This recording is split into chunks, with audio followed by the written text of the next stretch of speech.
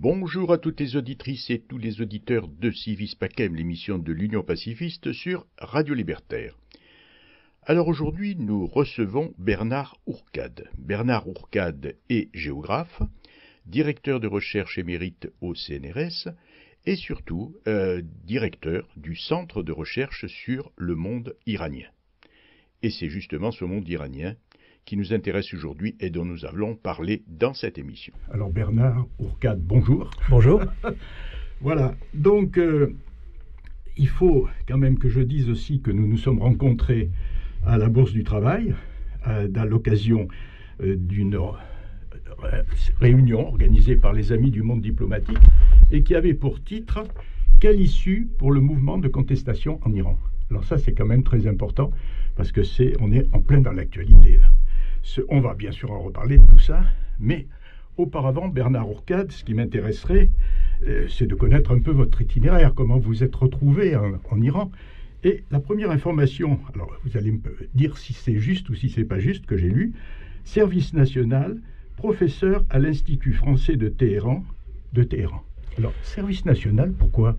Parce que il n'y avait pas de service militaire à l'époque, le service était national, et donc il y avait les VSNA, comme on disait, les volontaires du service national actif. Donc après les études, on partait en coopération pour travailler quand on a été prof plus ou moins dans un institut à l'étranger, dans des lycées français à l'étranger. Les ingénieurs partaient dans des entreprises ou des ONG, etc. Et pendant 2 ans, donc, au lieu d'être en caserne, nous étions donc à faire un service national dans des institutions à l'étranger.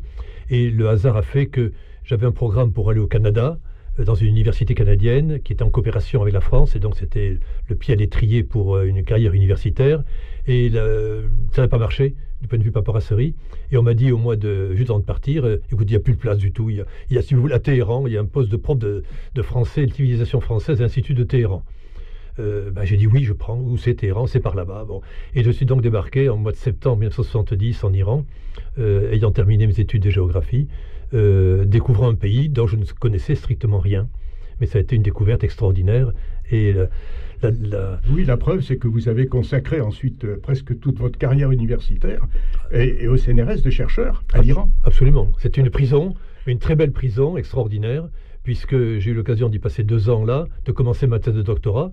Et à l'époque, je travaillais surtout sur les questions de pastoralisme, développement rural dans les montagnes. Je suis pyrénéen, je suis palois, et mes premières études ont été sur la vallée d'Osso dans les Pyrénées. Et donc j'ai entrepris de faire un peu le même genre d'études sur l'Alborz central, les montagnes iraniennes, jusqu'à ce que la révolution iranienne me prenne. Et là, c'était une autre aventure. Alors, ça m'intéressait, votre service national, parce que moi, j'étais au Niger, aussi dans la coopération. Donc, il y a quelque chose peut-être qui nous rapproche. Voilà, donc... en 1978, alors par contre, vous devenez directeur de l'Institut français de recherche en Iran. Alors, cet Institut français, est-ce que c'est celui qui a été créé, d'après ce que je crois savoir, en 1947, c'est-à-dire tout de suite après la Deuxième Guerre mondiale, c'est ça? Même beaucoup plus avant. Il y avait, disons, dès 1897, au XIXe siècle, la France avait obtenu le monopole de la recherche archéologique en Iran. Et donc les Français avaient donc créé la délégation archéologique française en Iran et ont été les premiers à découvrir Suse, Tolang Tepe, les grands sites archéologiques iraniens ont été découverts et fouillés par des Français depuis la fin du XIXe siècle. Et ensuite, à partir de 1947, la France a décidé de s'intéresser aussi aux contemporains et donc de créer un institut consacré à la langue, à la philosophie, à la littérature, à la pensée iranienne. Et c'est Henri Corbin, un philosophe, qui a créé en 1947 cet institut. Et il faut voir qu'il y a eu la même chose faite à Damas, en Égypte, et dans beaucoup de pays du Moyen-Orient. La France a ainsi soutenu la création d'un centre de recherche qui permettait aux étudiants français de faire leur doctorat, d'avoir une bourse de doctorat, si vous voulez, pour passer dans le pays 2, 3, 4, 5 ans, afin de connaître la langue, de connaître les gens, et de travailler sur la littérature, la philosophie ou l'histoire des pays concernés. Et en ce qui concerne l'Iran, donc c'était Henri Corbin, un philosophe, qui a découvert et qui a mis à jour un grand nombre de traités philosophiques islamiques et soufis, et qui a été un des grands personnages des relations franco-iraniennes en matière de recherche. Et je ne suis arrivé que plus tard. Alors justement, l'archéologie, moi j'avais connu Marie-Claude Defarge, qui était à l'époque du Shah, elle faisait de l'archéologie là-bas, après elle a fait du cinéma, avec Troller, qui en Afrique surtout aussi, en Amérique latine, et même en Indonésie, mais elle était depuis longtemps archéologue justement en Iran. Oui. Alors à l'époque, c'était peu courant de rencontrer des gens. Disons, à l'époque de 47, depuis un peu avant la Seconde Guerre mondiale, jusque dans les années 60, l'archéologie était très princière, je dirais. C'était Roman Hirschman, qui était un prince, littéralement, de l'archéologie, un grand patron, un dictateur aussi, mais un dictateur génial, qui a lancé l'archéologie avec une petite équipe. Et c'est ensuite Jean Perrot, à partir de 1961-62, a développé l'archéologie de façon moderne, avec une grande équipe internationale, et il y avait jusqu'à une cinquantaine de chercheurs qui y travaillaient. Et donc, des années 1960 jusqu'à la révolution islamique en 79, ça a été des dizaines, des centaines de jeunes chercheurs et des chercheurs confirmés qui ont travaillé en Iran et qui ont été ainsi victimes du virus iranien, parce que lorsqu'on a travaillé en Iran, on ne peut plus s'en passer. Alors Bernard Ourcade, effectivement, donc vous arrivez en 1978 comme directeur de l'Institut français de recherche en Iran et vous y restez 15 ans. Pas exactement. Quand je suis arrivé, c'était pour créer la branche sciences sociales de l'Institut. Il y avait donc l'archéologie, il y avait ensuite la philosophie, l'histoire, il y a eu ensuite avec Charles-Henri de Fouchécourt à partir de 1970 la littérature persane, et de Fouchécourt était professeur de persan à la Sorbonne et à Languedoc, et en 1977 ils ont décidé d'ouvrir, l'Iran est un pays moderne qui s'est développé, de créer un département de sciences sociales. Et donc j'étais le premier chercheur destiné à faire cela, à développer les sciences sociales, en géographie, en sciences politiques, en économie, etc. Et j'y suis resté pendant 5 ans. Donc j'ai vu la révolution iranienne, la chute du Shah, l'arrivée de Khomeini, la guerre Irak-Iran, la prise en otage des diplomates américains. Ce sont des événements qui étaient assez loin des villages que j'étudiais dans l'Albor central des nomades de montagne, mais c'était pour moi une révélation, une révolution, et effectivement des événements qui ont marqué. Et ce n'est qu'ensuite que, quand les instituts ont été fermés en 1983, la France étant co-belligérante contre l'Iran, l'institut a été fermé. Et donc, c'était un siècle de recherche archéologique et d'autres travaux qui ont été arrêtés, mais fermés, mais ça ne veut pas dire qu'il n'existait plus. Et donc, on a fusionné l'archéologie, la littérature, l'histoire et les sciences sociales pour faire un institut français de recherche global, qui était virtuel, puisqu'il était fermé, mais il y avait ainsi quand même un budget, il y avait un bâtiment, des bibliothèques, des livres en publication, et cela a continué tout en étant fermé. Donc, plus de chercheurs à d'Iran, mais des chercheurs qui étaient envoyés à Istanbul, en Asie centrale, en Inde, pour continuer à travailler sur l'Iran de l'extérieur. Et pendant ces années-là, j'ai continué à diriger l'Institut, donc en y allant 2-3 fois par an, payer le personnel, payer l'électricité, les charges sociales, les bouquins, mais sans activité, jusqu'à ce qu'en 90, les choses reprennent, et que malheureusement ensuite, en 2009, tout a été à nouveau arrêté. Mais en 1978, vous habitiez à Téhéran. Absolument, j'habitais à Téhéran, j'y suis resté de 78 jusqu'à 83. J'ai donc 4 ans et demi sur place, pendant toute la période révolutionnaire et l'arrivée du nouveau système en place. Mais surtout, qui était important... Donc cette révolution, il faut peut-être qu'on rappelle quand même la date, 1979, Bernard Ourcade, c'est bien ça. Oui. Et alors là, ça vous a bousculé. 1 an après votre arrivée, cette révolution, c'est impressionnant. Même pire. Je suis arrivé en septembre 78, donc, à Téhéran, et je dormais dans les bâtiments de l'Institut d'archéologie à l'époque, des séparés, et le matin à 5 heures, j'étais réveillé par un bruit épouvantable, un bruit d'enfer. C'était en fait un camion qui venait livrer les poutres métalliques dans la cour de l'Institut, destiné à construire le futur bâtiment dont j'étais le directeur. Il était en construction. Et le même jour a eu lieu la première grande manifestation du nord de Téhéran jusqu'au centre de Téhéran, où les manifestants donnaient des glaïeuls aux soldats qui étaient là. Et c'était le début de la révolution islamique à Téhéran. Et j'avoue qu'entre le boucan du matin qui m'a révolutionné mon réveil, et ensuite ces manifestations extraordinaires et pacifiques qui avaient déferlé dans tout Téhéran, c'était l'ouverture d'une nouvelle histoire qui a fait que je me suis intéressé beaucoup plus aux questions de pourquoi cet événement arrive, pourquoi moi je n'ai rien vu, pourquoi personne n'avait rien vu, et ça a été un peu l'aventure de ma vie. Alors on a parlé bien sûr de révolution islamique, on en parle aujourd'hui comme ça, mais à l'époque il n'y avait pas que les islamistes qui participaient à cette révolution. Je crois qu'il faut qu'on me le redise, parce que Bernard Ourcade, on a tendance à l'oublier. Il faut le dire et le répéter. Ça a été une révolution pacifiste, sans violence de la part des manifestants. Il n'y a pas eu de guerre civile, il n'y a pas eu de combat de rue. L'armée du Shah, qui avait loi martiale, combattait les manifestants. Il y a eu beaucoup de morts, mais il n'y avait pas deux groupes qui s'opposaient.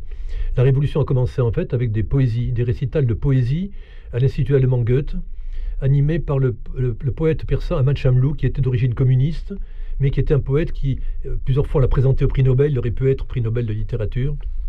Et Le premier soir, il y a eu 200 personnes qui ont écouté le récital de poésie. Deuxième soir, il y a eu 1000 personnes. Le quatrième soir, il y a eu près de 10 000 personnes. La police a dû disperser la foule. Les Iraniens ont commencé, et là ça a commencé à bouger. Et les Iraniens se sont rendus compte qu'ils ont commencé la révolution par de la poésie. Et en Iran, la poésie, ça compte. Et ce qui a permis à la fois qu'il y ait la poésie, un leader communiste, les libéraux étaient là, les nationalistes aussi.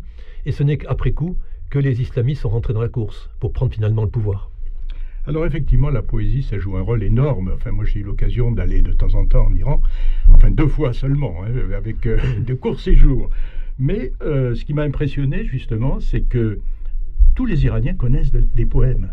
Et je l'ai vu quand on visitait un endroit où il y avait la tombe d'un poète. Tous les gens qui étaient là, les Iraniens, se sont mis à déclamer. Alors là, c'est extraordinaire. C'est extraordinaire. Hafez, qui est donc le poète du XIVe siècle, qui est à Shiraz, oui, à Shiraz, qui a résisté aux Mongols. La ville de Shiraz n'a jamais été prise par les Mongols. Et donc, Hafez est le symbole de la résistance iranienne contre l'invasion étrangère. À l'époque des Mongols, à l'époque c'était les Américains, dans beaucoup de parallélismes. Et aujourd'hui, par exemple, les mendiants dans la rue avant, à l'époque du Shah, vendaient des billets de loterie nationale. La loterie étant interdite par l'islam, les mendiants maintenant vendent des petits poèmes de Hafez dans un petit bout de papier. Et donc vous donnez vos 2 euros aux mendiants et vous déroulez le petit bout de papier qui vous annonce des choses catastrophiques, c'est-à-dire des vers d'Hafez. Si vous donnez 5 euros aux mendiants, il vous donnera un petit bout de papier beaucoup plus optimiste. Et tout le monde vénère Hafez. C'est beaucoup plus que l'islam, que la nation iranienne, que l'individu. Quand on est marié avec sa femme, devant le mollah, devant le notaire, ça compte pas. On va à Hafez, on va à Shiraz. Et sur la tombe de Hafez, le mari et la femme déposent une rose, et c'est ce jour-là qu'ils sont mariés vraiment. Le reste, c'est du cinéma, c'est de la politique ou du droit. Mais le vrai mariage, c'est avec Hafez. Alors Hafez, bien sûr, s'est affronté à la brutalité des Mongols, mais il a chanté aussi l'amour et le vin. Ah oui. Et on continue à le chanter, l'amour et le vin, donc. Bien évidemment. Alors, certains disent non, et c'est pas faux complètement. Ça symbolise le vin, l'extase mystique. Quand vous avez bu un peu d'alcool, vous n'êtes plus vous-même, vous montez vers les dieux. Bon, in vino veritas. Bon, et puis ensuite, l'amour, l'amour, c'est l'amour de Dieu pour les hommes et des hommes pour Dieu. Qu'est-ce qu'il y a de mal? Et l'amour humain n'est qu'à l'image, une petite image de l'amour infini de Dieu. Donc il y a moyen de réunir des choses parfaitement humaines à des choses parfaitement divines. Et les Iraniens sont experts dans ce genre de choses.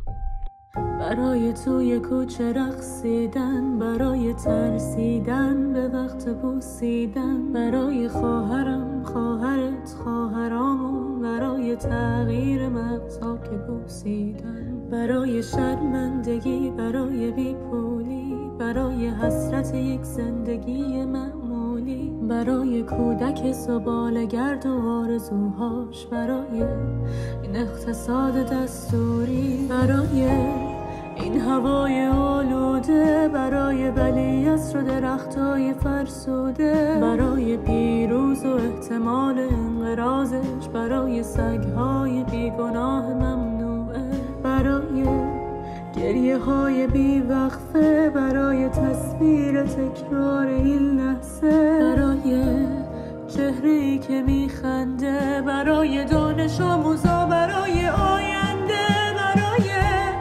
این بهشت اجباری برای نخبه های زندانی برای کودکان افغانی برای این همه برای غیر تکراری برای این همه شعرهای تو خالی برای آوار خونه های پوشانی برای احساس آرامش برای خورشید پس از شبای طولانی برای قرص های اعصاب و بیخوابی برای من میهن آبادی برای دختری که آرزو داشت پسر بود برای زن زندگی آزادی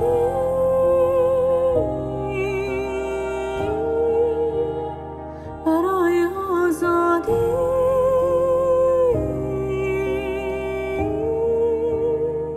برای آزادی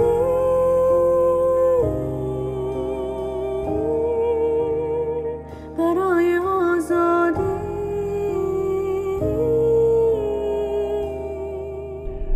Alors, Bernard Ourcade, là on a parlé de 1979, donc la révolution, mais malheureusement, dès 1980, la guerre entre l'Iran et l'Irak arrive. Et vous étiez aussi sur place ? J'étais sur place. C'était un peu impressionnant. On avait entendu d'abord un grand boom, une explosion. On s'est dit qu'est-ce qui se passe ?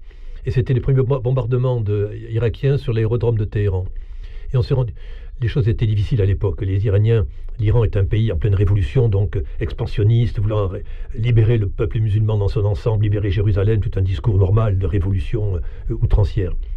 Mais l'attaque d'Irak, c'était autre chose. Par les Irakiens, c'était autre chose. C'est la volonté de Saddam Hussein de profiter de la désorganisation de l'armée iranienne, du gouvernement iranien, du fait qu'à l'époque, le pouvoir politique n'était pas encore concentré. Khomeini était revenu et donc avait apporté à la révolution, aux quelques poètes du début, aux quelques libéraux qu'il y avait, aux quelques nationalistes qui avaient fait la révolution, aux technocrates qui voulaient que ça change, les Khomeini ont apporté la masse de la population. C'était plus 10 000 manifestants, c'était 2-3 millions. Et ce jour-là, l'événement le plus important que j'ai vu dans ma vie, ça a été la manifestation de l'Ashura, c'est le jour de la mort de l'imam Hussein, qui est célébré traditionnellement en Iran par des processions de pénitents. Il y avait 2 à 3 millions de personnes dans la rue, pacifiques. C'est un mouvement infini, avec des femmes en tchador. On n'a jamais vu des femmes en tchador noires dans les rues par dizaines de milliers. Un spectacle à vous couper le souffle, extraordinaire. Il y avait les chars d'assaut qui étaient à 500 mètres, prêts à tirer si jamais il y avait quelque chose qui se passait. Un événement incommensurable. Mais après tout cela, les choses se mettaient en place. Les libéraux étaient là, les réformateurs, les démocrates, les républicains, les marxistes, les roménistes. Rien n'était fait. Jusqu'à ce que Saddam Hussein veuille prendre le pétrole iranien et ainsi, prenant la pointe pétrolière, être le plus grand producteur de pétrole du Moyen-Orient face à l'Arabie Saoudite, et d'ainsi d'écraser son partenaire iranien et d'être peut-être le futur maître des lieux saints, l'Arabie Saoudite étant un pays sous-développé et faible à l'époque, et l'Irak de Saddam Hussein devenant le roi du Moyen-Orient. Le problème, c'est que les Iraniens désorganisés avaient une arme extrêmement puissante qui est le nationalisme et l'amour de la patrie. Et l'armée du Shah s'est battue pour la première fois, faite par le père du Shah, l'armée nationale iranienne s'est battue pour défendre la patrie iranienne. Et donc une guerre populaire qui fait que Saddam Hussein s'est tombé sur un os. Il n'a pas réussi à prendre l'Iran. Une résistance, mais qui fait que lorsqu'il y a une guerre, forcément tout le monde est derrière le chef de l'État. Les divisions sont tues et écrasées. Et donc c'est grâce à Saddam Hussein que le chef de l'État de l'époque, l'ayatollah Khomeini, est devenu le seul chef pendant 8 ans. Il a construit ainsi un système politique très efficace qui dure jusqu'à aujourd'hui. Merci M. Saddam Hussein, vous avez réussi à mettre en place M. Khomeini et la République islamique. Merci M. Saddam Hussein. Oui, Bernard Ourcade, Saddam Hussein n'était pas seul, il avait beaucoup d'aide de l'Occident pour essayer de faire chuter Khomeini et puis le guide suprême, quoi. Tout à fait. Il faut bien dire qu'à l'époque, nous étions en pleine guerre froide. Il y avait les Pershing et les SS-20 faisant face à face des missiles nucléaires. La guerre nucléaire était quand même presque présente chez nous. Et l'Iran, qu'est-ce que c'était l'Iran à l'époque? Le Shah, pour une politique, ce n'est pas important.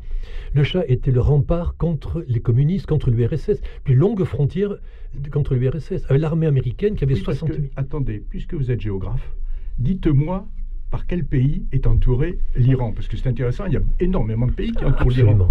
L'Iran est, après la Russie, le pays qui a le plus grand nombre de voisins frontaliers. 15 pays. C'est pour ça que l'Iran se sent encerclé, depuis toujours, ce n'est pas d'aujourd'hui. Si vous faites le tour, vous avez le Turkménistan, vous avez le Kazakhstan, parce que le Kazakhstan, la mer Caspienne est un lac, donc frontalier du Kazakhstan, de la Russie, de l'Azerbaïdjan, de l'Arménie, de la Turquie, de l'Irak. Même chose pour le Golfe Persique, dont le fond de la mer a été partagé à l'époque du départ des Anglais en 1971. Donc l'Iran est frontalier du Koweït, du Bahreïn, de Qatar, de l'Arabie Saoudite, d'Oman, du Pakistan et de l'Afghanistan. 15 pays frontaliers. Si on vous propose le job de ministre des Affaires étrangères au Iran, refusez le job, c'est pas possible. 15 relations bilatérales, ce qui explique que l'Iran est très sensible à ces questions de frontières, de dangers extérieurs, de problèmes multiples.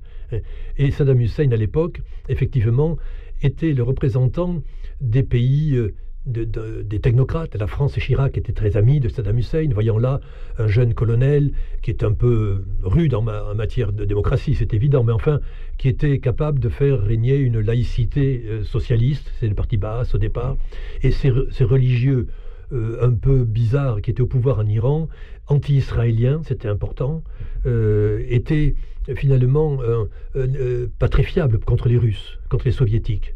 Et donc si Saddam Hussein faisait tomber la République naissante des religieux, c'était un moyen de mettre un gouvernement vraiment anti-soviétique à Téhéran, sûr, ami de l'Occident, ami d'Israël. Et donc, tout cela a fait que tout le monde a soutenu Saddam Hussein contre les méchants Iraniens de Khomeini. C'était une vision un peu simpliste des choses, mais c'est un peu la réalité qui s'est passée. Je crois que vous êtes amoureux de l'Iran. Oui, hélas, ou tant mieux, ou tant mieux, parce que c'est effectivement, on en parlera, un pays tout à fait exceptionnel, si vous voulez. L'Iran, ce sont nos cousins, ils sont indo-européens. Quand nos arrière-arrière-arrière-grands-pères sont venus de quelque part de l'Est, une partie sont allés vers le nord, et ils sont arrivés jusqu'en Bretagne, ils ont été coincés, ils ne vont pas aller plus loin, ils ne sont pas allés en Amérique, ce sont les Européens. Une autre branche est passée au sud de la Caspienne, et ils ont été bloqués par la Mésopotamie, où il y avait des civilisations et des gens implantés là, donc ils sont restés sur le plateau iranien. Et sur le plateau iranien, qui est entouré de montagnes, à 1000 mètres d'altitude, ça fait donc comme une forteresse où les Indo-Européens sont installés. Et donc les langues iraniennes sont des langues proches des langues européennes, du point de vue grammatical et linguistique. Et donc c'est une identité tout à fait originale. Ils ne sont pas turcs, ils ne sont pas indiens, ils ne sont pas arabes, ils sont iraniens. Et cette identité linguistique et culturelle, on a parlé de la poésie de Hafez tout à l'heure, est très importante parce qu'ils ont été islamisés lors de la conquête arabe au 7e siècle, au 8e siècle, mais pas arabisés. En Syrie, on parlait le grec, on parlait l'araméen, on parle l'arabe. En Égypte, on parlait le copte et les langues précédant l'arabe, on parle l'arabe. Toutes les régions ont été arabisées. La Turquie est un pays où on parlait l'arménien, on parlait le grec. Les Turcs sont arrivés, on parle le turc aujourd'hui. Mais pas en Iran. Les Turcs sont venus en Iran, ils ont gardé leur langue. Les Mongols sont venus, ils ont gardé leur langue. Et cette unité culturelle de l'Iran, cette résistance iranienne est extrêmement importante et est récupérée par le gouvernement d'aujourd'hui qui dit résistance aux Américains, résistance à Israël, résistance aux Français, résistance à tout le monde. Nous comptons sur nos propres forces, c'est un discours nationaliste bien connu, mais qui a une base populaire incontestable. Quand on dit défendons la patrie, défendons notre culture, que l'on soit mollah ou général ou shah, peu importe, ça parle aux Iraniens. Et on trouve là une base sociale, un certain consensus qui, ma foi, a été utilisé largement par le Shah et largement par la République islamique. Alors Bernard Ourcade, bon, vous parlez souvent de l'Iran. Je vois que lorsqu'il se passe quelque chose en Iran, on vous appelle pour avoir votre avis, mais je crois que vous avez aussi publié des livres importants, et c'est ce qu'il faut quand même qu'on signale.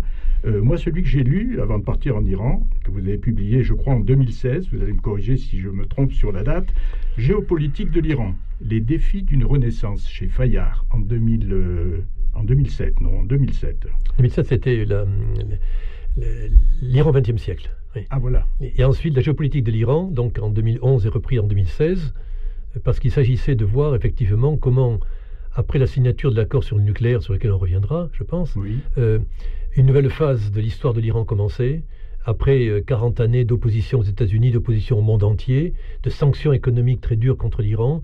Un accord était trouvé pour que le nucléaire iranien soit sous contrôle et ne soit pas nucléaire militaire, qui aurait mis en danger le monde entier, et que les sanctions économiques soient levées. Autrement dit, toute la classe moyenne iranienne qui est très active, qui s'est transformée complètement en étant une des sociétés les plus éduquées, les plus instruites du Moyen-Orient, cette classe moyenne pouvait faire de l'Iran une grande puissance moderne.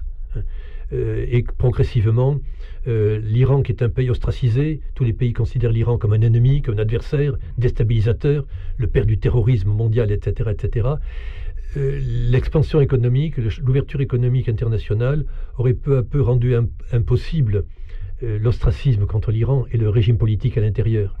Et donc aboutir après une économie à un changement social et un changement politique. Ceci était en route. C'est pour ça que j'avais appelé ce livre « Les défis d'une renaissance », parce qu'effectivement, la renaissance iranienne était possible. Il y avait un nouveau logiciel après 2015, mais des défis gigantesques, puisque ces défis n'ont pas été relevés, puisque en 2018, Donald Trump déchire l'accord et la renaissance iranienne est à nouveau détruite ou cassée, et on le voit aujourd'hui avec une double fracture. D'un côté les Américains qui bloquent l'ouverture, et de l'autre côté le régime islamique qui saisit cette opportunité pour être encore plus radical qu'il l'était avant. Les slogans anti-gouvernementaux des manifestants ont à nouveau résonné sur les campus universitaires de Téhéran. Au moins 176 personnes ont péri dans la répression des manifestations depuis le 16 septembre. Liberté. Ces slogans résonnent dans les rues iraniennes. L'Iran qui secoue le pays depuis près de 3 mois.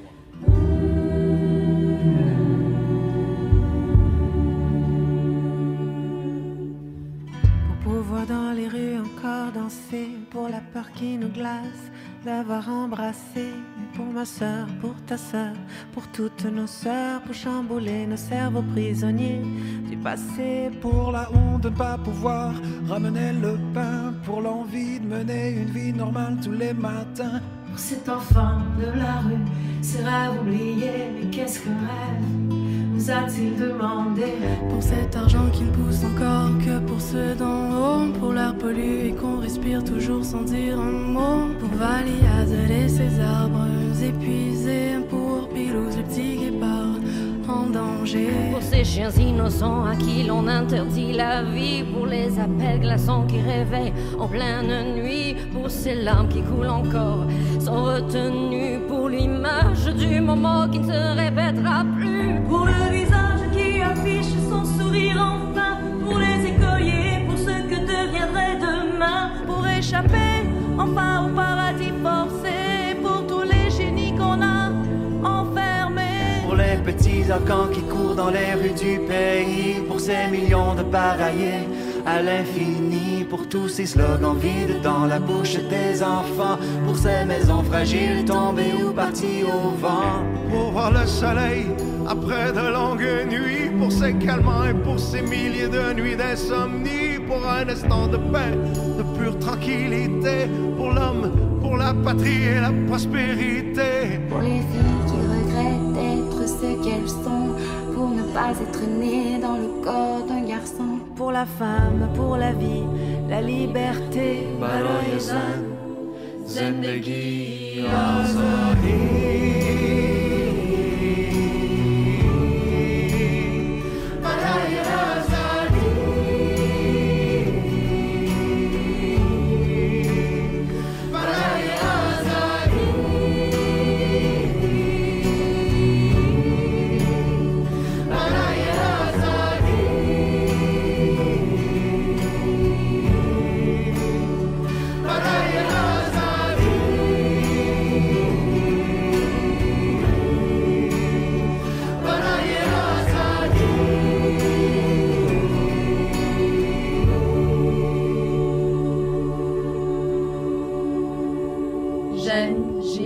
Azadi.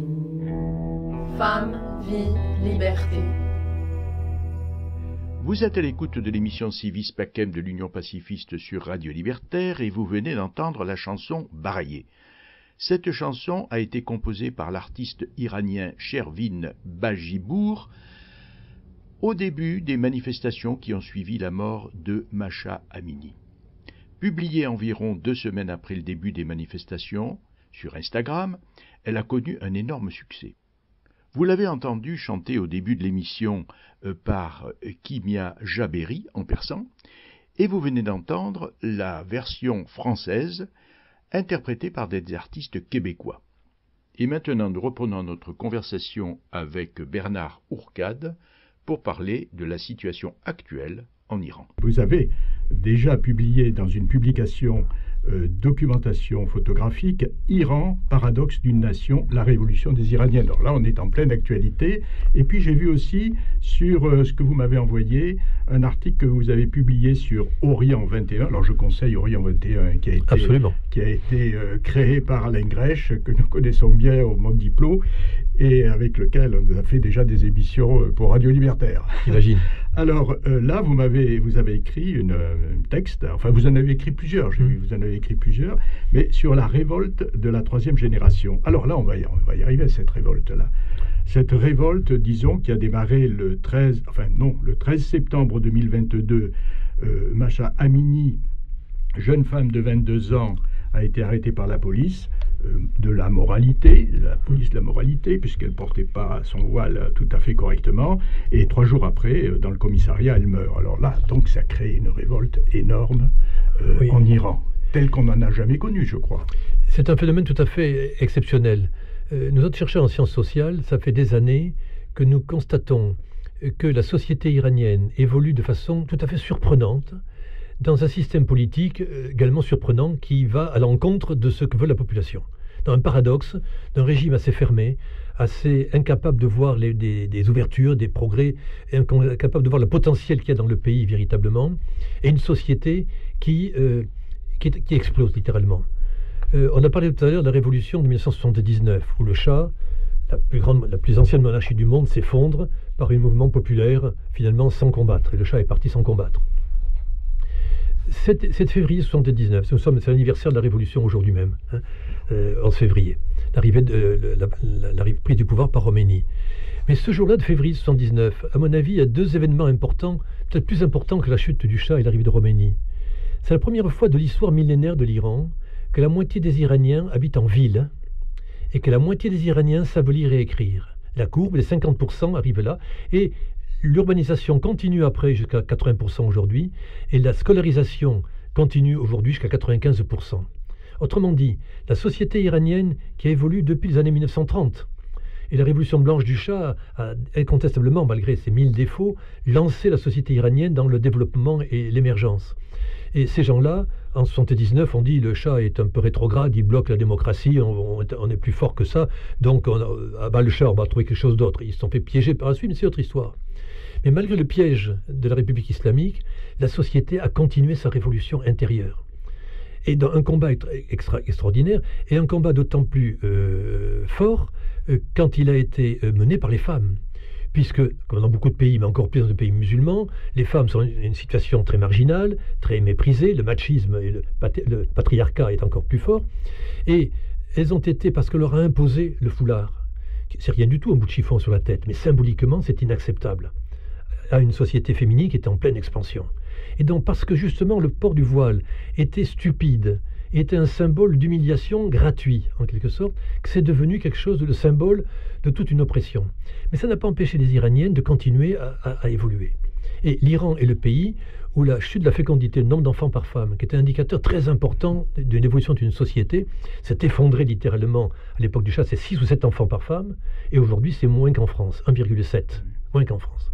Ce qui signifie un changement de culture, de relations entre hommes et femmes, de système social, de système philosophique extrêmement profond.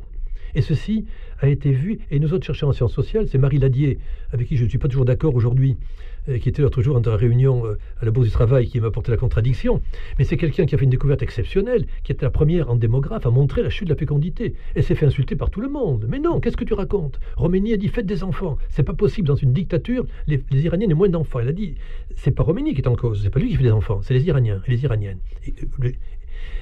On a vu le changement. Ma collègue Azadeh Kian a étudié la construction des mouvements de femmes. Fariba Delra, qui est aujourd'hui en prison depuis 3 ans et encore 2 ans à faire, est la première à avoir analysé justement ces femmes islamiques qui ont été les premières à manifester dans la rue et qui ont fait tomber le régime, qui ont fait basculer les femmes traditionnelles dans la révolution, qui ont fait tomber le Shah. C'est un phénomène extraordinaire.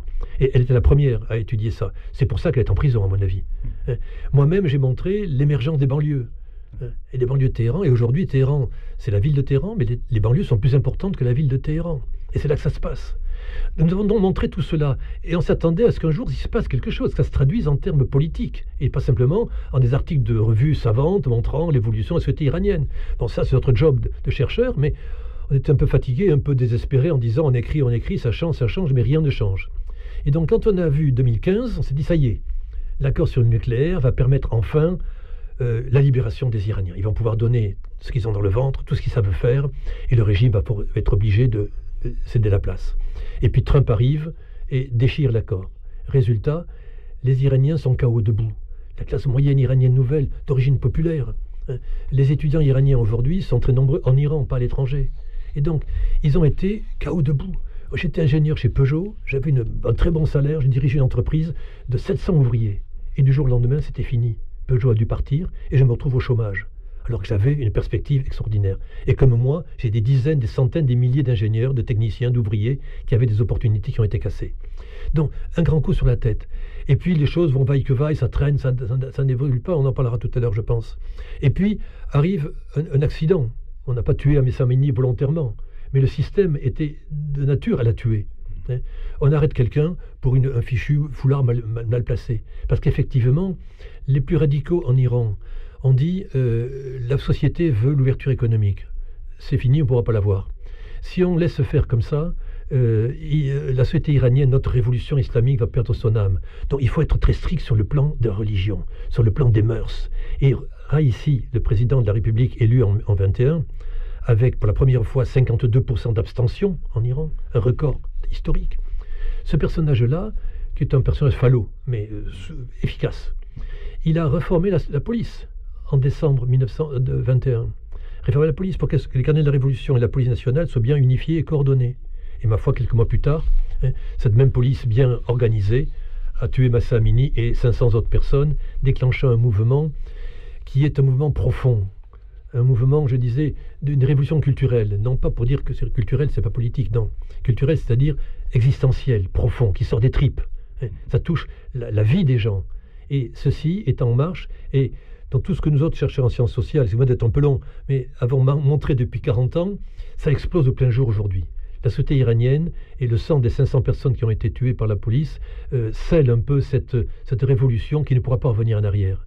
Parce que quel que soit le gouvernement iranien, il y a beaucoup de chercheurs iraniens en Iran qui publient cela, disant peu importe l'évolution politique du pays, mais ce qui vient de se passer est un mouvement profond, long et durable qui va profondément changer la culture européenne, iranienne, comme mai 68 par exemple avait profondément changé la culture dans les pays occidentaux sans forcément changer le gouvernement. Et aujourd'hui, vous dites ce sont les petites filles de Khomeini, ce sont pas ceux qui ont fait la révolution de Khomeini qui sont dans la rue, ce sont leurs petits-enfants. Oui. Les générations, ça compte. On n'a pas forcément pas la même culture. Il y a une première génération des gens qui ont nos âges, qui ont passé 60 ans, qui ont fait la Révolution, qui avaient 20 ans à la Révolution, et qui ont été des combattants contre le Shah, qui ont fait la guerre Irak-Iran. L'Iran d'aujourd'hui est dirigé par les anciens de la guerre Irak-Iran, les anciens combattants. Dans tous les pays du monde, après une guerre, les anciens combattants dirigent les pays pendant 50 ans qui suivent. C'est pas en France qu'on dira le contraire. Donc, cette vieille génération est là, ils tiennent le pays. Après la Révolution, après la guerre, les anciens généraux, les anciens officiers ont fini leurs études, ils sont devenus ambassadeurs, directeurs d'entreprise, directeurs d'administration, bref, toutes les élites iraniennes sont issues de la Révolution et de la guerre. Ils ont 60, 70 ans aujourd'hui, mais ils sont toujours en place et fort actifs, et du point de vue économique, politique, religieux, dans tous les domaines. Ces gens-là ont ensuite n'étaient pas des religieux, c'est pas les talibans qui interdisent l'école, mais au contraire des gens modernes, et Khomeini disait « je veux un islam moderne, un Iran moderne ». Et dans s'appuyant sur cette dynamique, et donc l'éducation est très importante dans ce pays-là. La révolution islamique a été très importante, et créant la deuxième génération, je y arrive, parce que à l'époque du Shah, dans le centre de l'Iran, persanophone, les filles allaient à l'école plus ou moins, mais c'était des instituteurs souvent qui étaient dans les villages. Et tout le monde parlait persan, mais dans un village un peu reculé. Est-ce que vous imaginez que votre fille de 12 ans, moi qui suis un paysan, je vais l'envoyer à une école où c'est un jeune type de 30 ans qui est instituteur? Jamais ma fille, en plus il n'y avait pas de voile à l'époque, ira toute nue, c'est-à-dire en petite jupe, avec comme instituteur un jeune homme de 30 ans. C'est pas possible, donc ma fille ne va pas à l'école. Et concrètement, la scolarisation des filles, notamment dans les zones rurales, les petites zones, était extrêmement médiocre. Que se passe-t-il à la révolution islamique? Pour islamiser ces villages, qui n'ont pas été très révolutionnaires d'ailleurs, et pour leur apprendre la vraie religion, la vraie politique, on a envoyé des institutrices avec leur foulard noir, aller apporter la bonne révolution anti-sioniste, anti-révolutionnaire, anti-Saddam Hussein et anti-américaine dans les villages, mais aussi pour apprendre aux filles à lire et à écrire. Et donc finalement, les filles des villages ont au moins appris à écrire et à lire en persan, première fois, dans un village kurde, baloutche ou azéri ou turkmène, tout le monde a appris le persan, alors que les parents ne parlaient pas, et elles ont peut-être oublié la révolution islamique, mais elles ont appris le persan. Résultat, cette génération, cette fille qui avait 10-12 ans, elle est rentrée au collège après, parce qu'il y avait un petit collège qui a été créé à côté, à 5 km, on peut y aller à pied tous les jours. Et puis après le collège, elle n'était pas mauvaise, et il faut aller au lycée. Le lycée, c'est plus loin, il y a 15 km. Maintenant, il y a un autobus qui y va, il y a une route. Et donc, papa, est-ce que je peux aller au lycée faire mes cours de chimie? Et le père est un peu obligé, il est pour quand même la modernité, il est obligé de laisser sa fille faire 15 km tous les jours pour aller au lycée. Et puis elle a le bac, elle n'est pas mauvaise. Il dit, papa, est-ce que je peux faire un IUT? Alors, pas à l'université, non, mais il y a un IUT de chimie à 20 km de là, et il y a même un autobus, je peux y aller, et vous coucher chez notre oncle qui est là-bas. Donc la fille fait son IUT, puis ensuite elle va à la fac. Et puis aujourd'hui, cette fille, elle a 30 ans, elle n'est toujours pas mariée, elle a un petit copain qui n'est même pas de village, c'est un scandale. Elle est ingénieure en chimie, et cette femme-là qui n'aura pas 8 enfants comme sa mère, mais en aura peut-être 1 ou 2, n'a aucun rapport avec sa mère, qui était une des révolutionnaires, qui a défilé dans Téhéran pour Khomeini à l'époque contre le Shah. Et donc cette génération qui aujourd'hui, des 30-50 ans, si vous voulez, qui ont transformés complètement par tout ce qui s'est passé en Iran, avec l'ambition d'un grand pays, est bouffée, écrasée par le système politique qui était un peu inadmissible. Mais ils ont quand même diplôme d'ingénieur, ils vivent pas si mal que ça. Alors certes, le foulard, c'est un peu embêtant. Pour acheter une bouteille de bière ou un verre de vin, c'est compliqué, quelquefois on est embêté, on ne peut pas danser, c'est pas drôle l'Iran. Mais enfin bon, on se débrouille. Mais il y en a qui le font un peu clandestinement quand même. Absolument. Si vous voulez de la bière en Iran, c'est aucun problème. De l'alcool, de toutes sortes de choses, il suffit de commander et c'est livré. C'est pas la danse qui se fait dans des lieux un petit peu fermés. C'est le paradoxe. Mais donc on peut trouver un accommodement finalement. Et puis si l'accord sur le nucléaire avait été signé, si j'avais pu trouver un emploi chez Total à Téhéran, puisque je suis chimiste, n'est-ce pas, j'aurais pu finalement avoir un bon emploi. Et puis bon, la République islamique, je suis contre, j'en ai assez. Mais bon, mes parents ont fait la révolution, ça n'a pas donné le meilleur résultat. Donc faire une révolution pour qui, pourquoi, je n'en sais trop rien. Bon, d'abord il faut vivre, et donc je vis. Deuxième génération, la plus nombreuse, parce que cette génération a eu peu d'enfants. Donc aujourd'hui, les jeunes, en fait, sont peu nombreux en Iran. Les moins de 25 ans sont peu nombreux. Moins que les générations fortes des gens qui sont nés à l'époque, la fécondité était encore à 3 ou 4 enfants ou 5 par femme. Ces jeunes disent, bon, mon grand-père a fait la révolution, gloire à lui, il a résisté à Saddam Hussein, bravo papy. Mes parents sont très gentils, ils m'ont permis d'aller à l'université, mais ils s'accommodent du système, et ce système est irrespirable. Alors, je n'ai pas les contraintes de mon père qui doit gagner de l'argent pour vivre. Mais donc j'en ai marre. Et c'est, je crois, Tocqueville qui a dit que lorsque un petit détail devient est mis en cause, ça devient une révolution. Le tchador d'Amini, le voile d'Amini, c'est stupide. Ça ne représente rien du tout. Mais c'était pour la République islamique quelque chose d'essentiel. Regardez. On a des dangers du nucléaire, les Américains qui nous ont cassé, la crise économique qui est profonde, une inflation à 50%, une opposition avec l'Irak, avec l'Arabie Saoudite, Daesh qui est arrivé, tout ça, et vous nous embêtez pour une histoire de Tchador. Enfin, c'est impensable, un truc pareil. C'est révoltant, c'est révoltant. Et les jeunes disent, je me révolte. Il n'y a pas de solution. C'est tellement stupide ce genre de choses que je veux que le système s'en aille, je veux abattre le dictateur, je veux que ces molles-là disparaissent, que la République islamique disparaisse. Le problème, c'est que entre le souhait bien compréhensible de ces jeunes qui disent « j'en ai marre et plus que marre, je ne veux pas des compromissions, je veux faire table rase du passé », oui, mais en face, il y a un gouvernement islamique qui est fort et solide, et ma foi, entre un mouvement qui a une potentielle révolutionnaire et une révolution, il y a une marge que, ma foi, on n'a pas encore franchie. Alors Bernard Ourtad, j'ai lu dans un de vos livres, d'une publication, « La révolte des jeunes femmes marque donc un tournant dans l'histoire de la République islamique ». Car elle signe la fin du consensus révolutionnaire de 1979 qui unifiait malgré tout la vie politique du pays. Cela ne signifie pas que les institutions vont s'effondrer. Cela ne justifie pas que les institutions vont s'effondrer. Oui, j'écrivais ça il y a quelque temps. Il faut pas... Je comprends mes amis iraniens qui disent, dans ce mouvement, dans le fond, il représente toute la dynamique du peuple, comme les poèmes de Chamlou à l'Institut Goethe en 1977 ont été le début, c'est l'étincelle qui a déclenché un processus révolutionnaire qui a fini par embarquer toutes les couches de la population, les marxistes, les libéraux, les nationalistes, la droite, la gauche, les islamiques, tout le monde est parti dans ce mouvement. Et aujourd'hui, le mouvement des femmes, qui est assez exceptionnel et qui a duré pendant plusieurs mois quand même, est très dispersé, sans chef. C'est un mouvement spontané et universel. Parce que maintenant, comme il n'y a plus d'opposition entre Kurdes, Baloutches, Azéris, Turkmènes, etc., tout le monde parle persan. Donc, ce problème de l'oppression islamique, eh bien, il est partout en Iran, autant à Téhéran que dans les banlieues, que dans les provinces les plus reculées. Il y a une unification de la sociologie, de la perception, et des médias en plus. La radio nationale iranienne, télévision, va partout. Donc tout le mouvement est unifié. Ils disent donc, ce mouvement, il va donc prendre tout l'Iran dans son ensemble, et le régime va tomber. Oui. On peut le souhaiter. Moi, ici en France, mon job n'est pas de militer pour la chute du régime birman ou iranien, etc. C'est pas ma position, c'est pas mon devoir. C'est d'essayer de comprendre ce qui se passe. Et donc, en tant que chercheur en sciences sociales, j'ai vu les dynamiques. Et ça a été, dans le petit bouquin de photos que je montrais, c'était ces dynamiques de la société iranienne, dans tous les domaines. Kiarostami, la Palme d'Or à Cannes, le cinéma iranien, c'est pas rien, on en reparlera peut-être. Dans tous les domaines, l'Iran explose. Bon. Et donc, cette dynamique, elle est arrêtée, bloquée par un système politique qui a fait son temps. C'était une vraie révolution à l'époque. Khomeini a eu son rôle, mais il n'a pas été incapable d'évoluer. Désormais, les religieux qui ont peur de l'évolution deviennent de plus en plus radicaux et conservateurs, rétrogrades. Les gardiens de la révolution, l'armée qui a libéré le pays, qui a combattu courageusement contre Saddam Hussein, ils sont embarqués dans des business et des trafics à n'en plus finir. Donc, ils n'ont plus la dynamique révolutionnaire qu'ils avaient quand ils avaient 20 ans. Donc, ils s'accrochent à leur argent. C'est classique. Désormais, le système politique est sclérosé complètement et incapable de répondre à une liberté. Comme le système du Shah ne pouvait pas. Mais à l'époque, c'était la guerre froide. À l'époque, on ne peut pas comparer.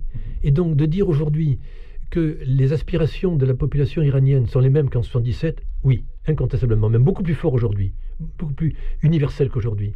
Mais regardons la réalité.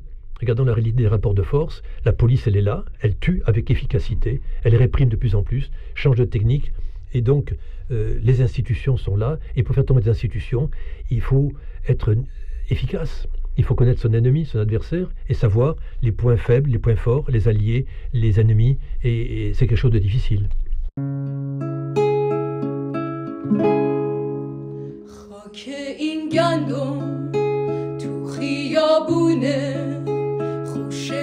خشم من و تو تشنه بارونه حق ما کم نیست زانوی غم نیست قلب ما که دور از هم نیست دنیای تازه این یه آغازه پنجره تا رویا بازه یا همه با هم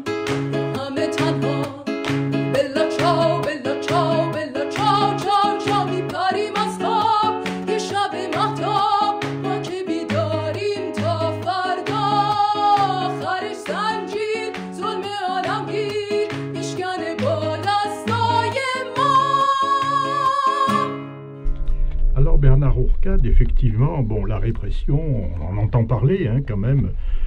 Bon, on ne sait pas exactement combien il y a de victimes parce que il est très difficile aujourd'hui de se rendre en Iran, de savoir exactement, mais enfin, on sait que par exemple, il y a, ce qui impressionne beaucoup, bien sûr, des condamnations à mort de jeunes manifestants, et ça, c'est quand même impressionnant. Mais vous dites aussi, les recherches et enseignements sont soumis à un contrôle strict des autorités aidées par les milices d'étudiants islamistes, omniprésents, qui rapportent chaque jour les propos suspects. Donc on est surveillé même dans l'université, dans les instituts de recherche. La condamnation à 5 ans de prison de notre collègue de Sciences Po, Fariba Adelka, a également pour but de dire clairement aux chercheurs iraniens comme français qu'il n'est plus question d'aller voir de près comment vivent et ce que pensent les Iraniens. Alors ça, c'est terrible parce qu'ils s'isolent. Oui, c'est terrible pour tout le monde. Donc l'Iran s'isole parce qu'il pense qu'effectivement tous les pays voisins, les 15 voisins, sont des pays hostiles et donc ils peuvent compter sur leur propre force, ce qui peut être une dynamique, ma foi, nationaliste qui peut se comprendre, mais c'est une volonté de se replier sur soi-même et le gouvernement iranien a la peur de l'étranger, il a peur que quelque chose de l'extérieur vienne, comme les Grecs sont venus, les Arabes, les Mongols, les Turcs ont ruiné l'Iran, les Anglais, les Américains, il y a ce sentiment obsidional d'être victime de l'extérieur. Donc il faut couper les frontières avec l'extérieur. Le danger vient de l'extérieur. Et le modèle le pire pour les religieux, c'est pas tellement l'économie, bien qu'ils disent qu'il faut une économie de résistance aujourd'hui, c'est l'agression culturelle occidentale, l'agression culturelle. Pour un religieux, le problème, c'est pas l'économie, la structure politique, ça peut se discuter ça, mais la culture, le tchador des femmes, les règles sociales, le contrôle de la musique, des arts, les questions culturelles sont essentielles, c'est le cœur d'une religion, c'est une question culturelle largement. Et donc, il s'agit pour eux d'imposer cela, et que la culture occidentale, même si elle est diverse, est perçue comme un danger pour la culture islamique, pour l'existence même de l'islam. Donc ils veulent couper tous les ponts. Alors hélas, l'Iran n'est pas le seul pays coupé. On sait qu'en Égypte, par exemple, l'Égypte est un pays qui était extraordinairement ouvert. Il y a une cinquantaine d'années, la littérature égyptienne, arabe, c'était le cœur du monde arabe. Les Grecs peuvent en témoigner. Exactement. Et or, tous les arabisants, tous les gens qui ont été amoureux de l'arabe avec le Caire et Damas comme capitale, sont maintenant désespérés. Il y a 3 ans, c'est un chercheur italien qui a été massacré au Caire. On l'a retrouvé mort dans une banlieue, dans un fossé, parce qu'il s'intéressait trop près à ce qui se passait. Ne parlons pas de Damas, c'est incommensurable, la misère de ce pays qui est un des plus beaux du Moyen-Orient, ravagé par des guerres comme cela. Donc, dans quel pays aujourd'hui peut-on regarder ce qui se passe? On ferme toutes les frontières. Un chercheur iranien ne peut pas travailler. Mes collègues iraniens en sciences sociales ne vont pas s'aventurer à écrire des articles sur les banlieues de Téhéran. Rien, on parle de choses un peu générales et aucun chercheur ne peut aller sur le terrain. On vit Corée du Nord. La Corée du Nord est très bien, le régime est stable, n'est-ce pas? Et les mollahs ne seraient pas fâchés d'avoir un système de la Corée du Nord, mais ils ne se rendent pas compte que l'Iran n'est pas la Corée du Nord. Et donc, on est effectivement dans un pays où la répression peut se faire clandestinement. Au sujet de la répression, mon ami Farhad Rosroravar, qui a beaucoup publié sur le martyrisme, sur la sociologie des martyrs et de la révolution, et sur la répression en Iran, vient de sortir un livre qui va sortir dans quelques jours, sur justement la population iranienne contre le système politique, et où il fait un réquisitoire dramatique de toute la répression du système iranien depuis 40 ans. On sait un certain nombre de choses, c'est-à-dire que les réseaux sociaux sont importants parce qu'ils diffusent l'information. Mais quand on reçoit de Téhéran une cinquantaine de vidéos, de phénomènes de photos dramatiques sur la rue, c'est une cinquantaine d'informations qui sont vraies, bien évidemment. Mais l'Iran est un grand pays. C'est 85 millions d'habitants. C'est grand comme 2,5 fois la France. Et donc, il faut voir d'un côté la dynamique de la révolte, elle est incontestable. La cruauté de la répression est incontestable. Mais il faut voir aussi pourquoi la majorité de la population, la deuxième génération des 30-50 ans dont je parlais tout à l'heure, n'a pas rejoint la troisième génération. C'est là le problème. À l'époque, Khomeini avait réussi à mettre tout le monde dans la rue. Il y avait un consensus révolutionnaire où tout le monde est venu dans la rue. Les libéraux, les communistes, les islamistes, tout le monde y était. Un ami, anecdote, il faut bien rire un petit peu, un ami marxiste, stalinien au possible. Il me dit, avant de manifester, de dire « Vive Khomeini, vive Allahu Akbar », je buvais 3 verres de whisky et j'étais ainsi capable de parler comme ça, de dire Allahu Akbar. Mais il y avait consensus, il me dit « Je suis allé manifester pour Khomeini ». Je m'en mords les doigts aujourd'hui, il disait ça, exilé en Allemagne de l'Est. Bon. Mais ce consensus qu'il y avait à l'époque, il n'existe pas aujourd'hui. Donc moi, chercheur en sciences sociales, mon devoir est de dire, la dynamique, elle est là, elle est incontestablement très forte, mais il y a des forces aussi de résistance, ou d'inertie, ou d'apathie. Et je fais de la géographie, et j'ai fait une carte des villes qui ont manifesté et des villes qui n'ont pas manifesté. La source étant les mouvements révolutionnaires. Autrement dit, c'est des sources plutôt optimistes en faveur de la révolution. Les villes où on a manifesté ont en moyenne 400 000 habitants. Les villes où on n'a pas manifesté ont en moyenne 80 000 habitants. On peut nuancer le chiffre, mais globalement, la réalité est là. Les petites villes où la répression est plus facile, parce que tout le monde se connaît, on peut difficilement manifester, ont moins manifesté que dans les grandes villes, mais aussi c'est une autre culture dans les petites villes, une autre société. Il faut réfléchir à cela. C'est une réalité, cela. C'est une réalité. Alors, dire que dans les petites villes, on a manifesté, c'est vrai, mais majoritairement non. Alors pourquoi? Et comment faire en sorte que ces gens des petites villes, qui ont manifesté en 2019 pour des questions économiques en particulier, rejoignent le mouvement de protestation et fassent un consensus? Pour une révolution, il faut un consensus. Il faut s'entendre au moins sur un programme commun minimum. On est loin du compte en Iran. Est-ce que vous pensez, ce que j'ai lu chez vous, toujours, Bernard Ourcade, le drame de la guerre, parce que nous sommes dans une émission pacifiste. Oui, absolument, mais c'est...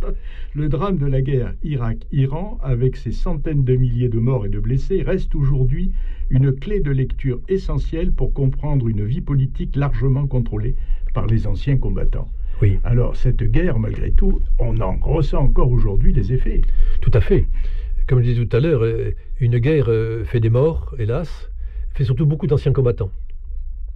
Et ces anciens combattants, en général, se drapent dans la gloire de la guerre pour garder le pouvoir de façon quelquefois très réactionnaire pendant des décennies. Bon. En Iran, on assiste au même problème, la même question. Il y a eu donc des combattants à la guerre, des militaires professionnels, des conscrits qui ont fait la guerre. mais qui n'a pas fait la guerre pendant 8 ans. Elle a duré 8 ans, la guerre, c'est très long. La plus longue guerre du XXe siècle. Elle a fait beaucoup de morts.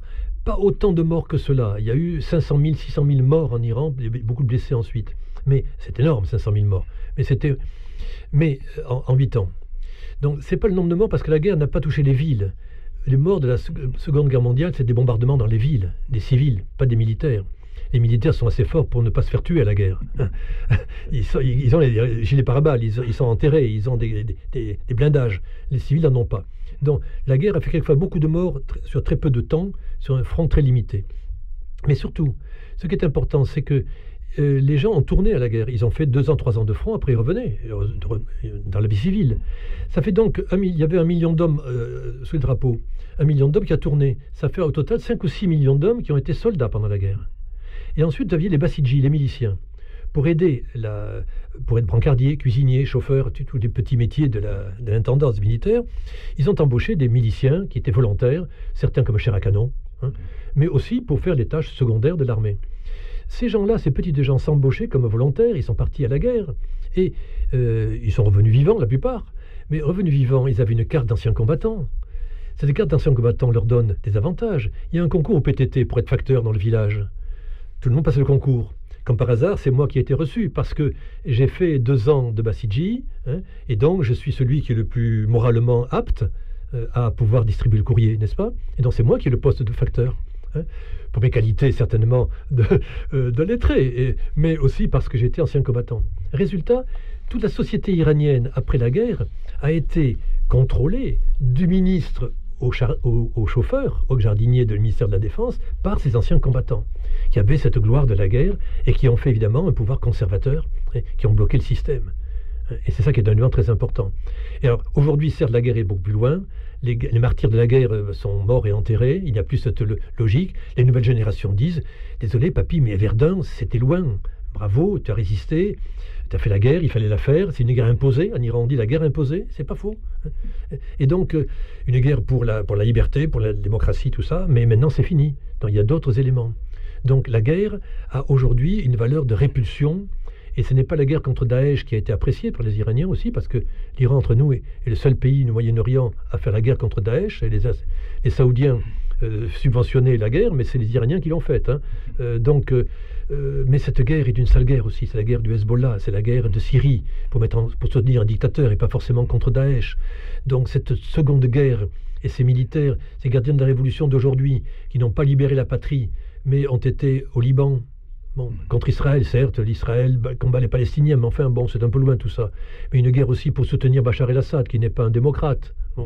Donc, ce ne sont pas des soldats très dignes que je veux soutenir. Le consensus de la guerre est effrité aujourd'hui, est effrité.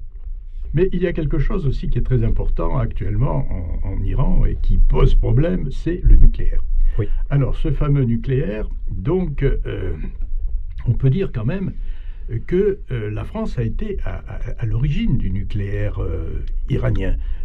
J'ai lu un livre très intéressant, alors là j'ai le titre, de François Nicoulot, que vous m'avez conseillé, « Des atomes, des souris et des hommes ».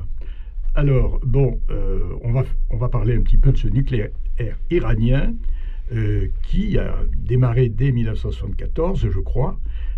Mais même François Nicoulot raconte le passage du général de Gaulle en 1944 et déjà on parlait de cette fameuse installation du nucléaire. À l'époque, le général de Gaulle pensait surtout à la bombe. Donc ce nucléaire en Iran, alors qui pose tellement de problèmes aujourd'hui, Bernard Ourcade. Oui, le livre de François Nicoulot, je permets d'en dire 2 mots. François Nicoulot était ambassadeur à Téhéran, a appris le persan.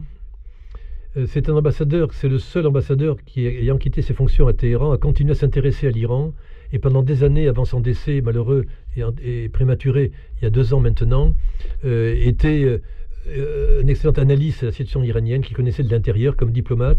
Et comme responsable du nucléaire, il a longtemps été, au Quai d'Orsay, un des responsables du désarmement et des questions de prolifération nucléaire. Et donc Nicoulot, nous étions, je crois, amis, est donc décédé il y a 2 ans et avait commencé à rédiger un livre qui était un peu l'œuvre de sa vie sur l'histoire du nucléaire franco-iranien, comment la France et l'Iran ont été embarqués dans cette histoire-là. Et il fait ce bouquin, ce livre d'histoire, avec les archives diplomatiques, avec les archives du Centre d'énergie atomique, avec les témoins de l'époque, d'un vrai travail d'historien. Malheureusement, et en tant que témoin, puisqu'il a été acteur, c'est lui qui a été avec De Villepin, le Premier ministre à l'époque, le ministre des Affaires étrangères de l'époque, celui qui a obtenu que l'Iran signe en 2003 un premier accord d'arrêt du nucléaire militaire en 2003. Et ce n'est que cet accord qui a été eu mal à évoluer et qu'en 2015 aboutit à un accord international.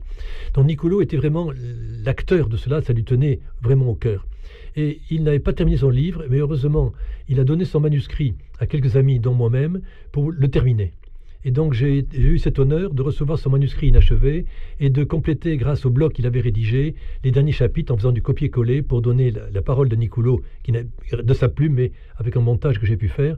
Et c'est ce livre donc des souris et des hommes, l'histoire du nucléaire, des relations nucléaires France-Iran, des origines à l'accord sur le nucléaire, qui est publié donc aux éditions Hémisphère il y a quelques mois maintenant.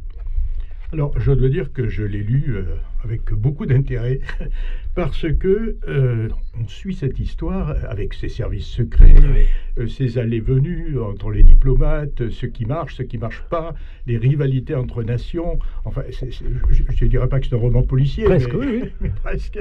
Et en plus, des événements qui sont réellement passés, avec des personnages que nous connaissons encore aujourd'hui, disons des ministres des Affaires étrangères dont on connaît le nom.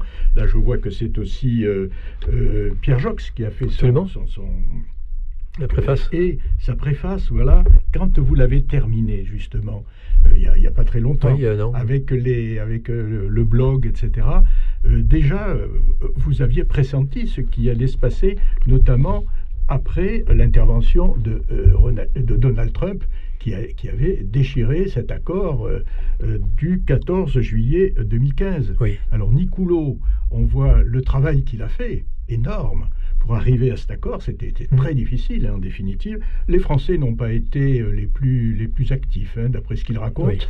Oui. Bon, mais c'était surtout Barack Obama qui a voulu se rapprocher de l'Iran. Bon, et comment vous avez pu terminer, et qu'est-ce que vous vouliez dire en utilisant le blog? Ce qui est important, c'est pour Niccolo, c'était un amoureux de la paix. Et il cherchait en tant que diplomate une solution diplomatique et pacifique. Faire une guerre, c'est facile. On provoque l'adversaire, il réagit, et ça fait des morts, et après on se retrouve avec des ruines, et il faut revenir à la situation du début de la guerre pour faire la paix. Lui disait, un métier de diplomate en Iran, c'est boire des hectolitres de thé, du thé, pour discuter, pour essayer de trouver la solution, pour trouver le langage commun, pour trouver sur quel point on peut s'entendre. Là, on est d'accord. On est d'accord sur ces deux petits points, d'accord. Il y a encore 500 points à régler, d'accord, mais on est d'accord sur ces deux-là. Avançons pas à pas. Construisons la paix. Et donc, il s'est attaché à montrer comment, sur le nucléaire, il y avait cette volonté de la part de certains d'avoir la paix par le rapport de force, la dissuasion, l'armement des deux côtés, mais c'est une solution qui n'est pas une bonne solution, parce qu'un beau jour ça peut exploser. Et lui était partisan du désarmement et de trouver des solutions pour que, effectivement, la guerre n'ait pas lieu. Et donc, c'était un plaidoyer pour la diplomatie. Et lorsque l'accord sur le nucléaire a été signé en 2015, je me souviens de son soulagement. Ça y est, le travail de sa vie presque était abouti. Il était retraité à l'époque, il n'était plus diplomate, mais il avait eu l'honneur d'être l'ambassadeur de France à Téhéran, qui a accueilli Villepin, Stroh et Fischer, les trois ministres des Affaires étrangères britanniques, français et allemands, se rendant à Téhéran, avec Rouhani, qui deviendra président de la République ensuite, qui était le responsable du Conseil national de sécurité iranien, pour imposer au guide de la République islamique un moratoire sur le nucléaire. On arrête tout. Et l'Agence internationale de l'énergie atomique venait en Iran pour contrôler le nucléaire iranien. Depuis lors, le nucléaire iranien est contrôlé milligramme par milligramme. Bon, c'était pour lui une victoire. Il dit, ça y est, le drame du nucléaire est mis de côté et la société iranienne pourra s'exprimer. Parce que la question est que le nucléaire était à la fois nucléaire civil, il en faut, bon, mais c'est aussi un nucléaire militaire, il faut bien le dire. Et quand le Shah a proposé à De Gaulle, après l'indépendance d'Algérie, que les essais nucléaires français soient faits en Iran et non pas en Algérie, et après, c'est une anecdote assez intéressante. Et ensuite, en 1974, c'est le CEA français qui a fait le nucléaire iranien, concrètement. Les Allemands ont gagné la bagarre économique parce que les rivalités franco-françaises stupides ont bloqué tout. La France était impliquée dans le nucléaire iranien par Eurodif, puisque les Iraniens ont payé la France pour développer des structures industrielles d'uranium. À Tricastin. À Tricastin. Et donc, ensuite, l'Iran a voulu récupérer l'argent. Les otages qu'on a eus au Liban, on s'est dit c'est la guerre du Liban, c'est des islamistes. Oui, les islamistes. C'est surtout une affaire de gros sous. L'Iran exigeait le retour des milliards d'euros d'IF avec les intérêts qu'il y avait et que le nucléaire reprenne. Et énormément d'attentats. D'attentats en France. Et dans le cœur de tout cela, les morts de la rue de Rennes, etc., c'était la République islamique opposée à la France sur le plan de la guerre Irak-Iran, incontestablement. Mais le cœur du drame, c'était le nucléaire iranien. Et le fait que la France ne livrait plus l'uranium enrichi à l'Iran, parce qu'il était en guerre, et l'Iran voulait récupérer l'argent. Le nucléaire était au centre de tout cela. Ils avaient prêté de l'argent, justement, $1 milliard qui avait été prêté. Et donc, on se rend compte avec le livre de Niccolo, et c'est une affaire vraiment de James Bond et de policiers presque, où on voit tous les drames des otages qui sont des questions de politique générale, de droits de l'homme. Non, non, c'était le nucléaire qui était derrière. Et ce nucléaire pourrit la situation iranienne jusqu'à aujourd'hui. Parce que l'accord 2013 levait enfin la pourriture, ça y est, c'était fini, on nettoyait les écuries d'Augias. Trump remet des tonnes de purin sur la situation en déchirant l'accord et en faisant que les États-Unis, la première puissance démocratique au monde dans l'histoire, déchirent un accord international signé par les plus grandes puissances du monde. Au Conseil de sécurité, c'est impensable une chose pareille. Les États-Unis d'Amérique ont fait cela. Et donc aujourd'hui, les Iraniens disent où va-t-on? Si les États-Unis ne respectent plus rien. Alors qu'ils respectaient vraiment toutes les inspections.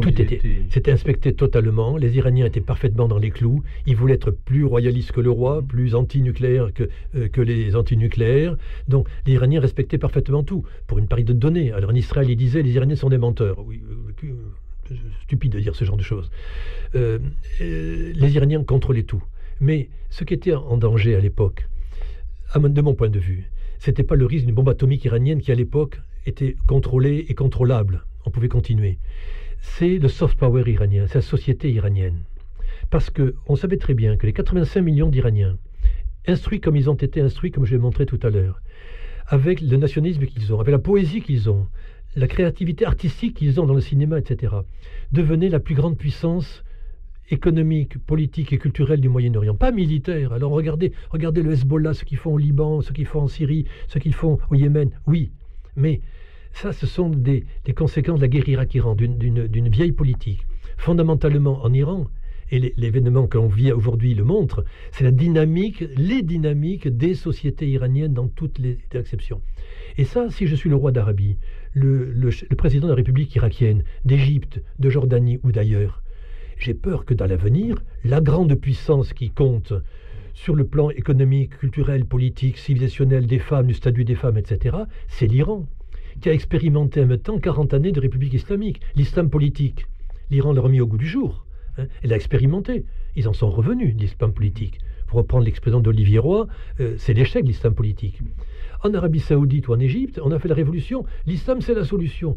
Les Iraniens disent, mon cher ami égyptien, je peux te dire que je pensais il y a 40 ans que l'islam, c'était la solution. Je puis te dire, après 40 ans des républiques islamiques, ce n'est pas la solution. C'est un élément de la société qu'il faut respecter, dont il faut tenir compte. Ce n'est pas la solution. Alors, fais ta révolution, je te conseille, mon ami égyptien, ou n'importe quel autre pays, mais sois un peu prudent.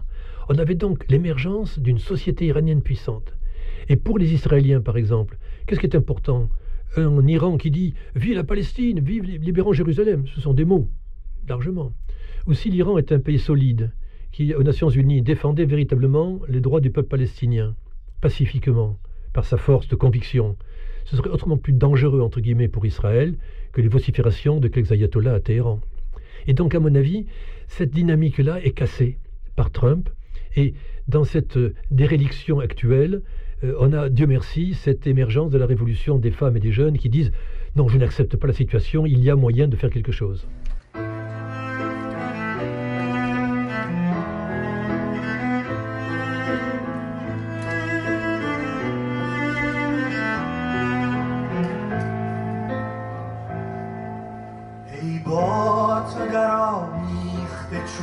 جان تنم امشب لعلت گل مرجان زده بر گردنم امشب مریم صفت از فیض تو ای نخل برومم آبستن رسوای فردا منم امشب من زنم امشب من زنم امشب من زنم امشب من زنم امشب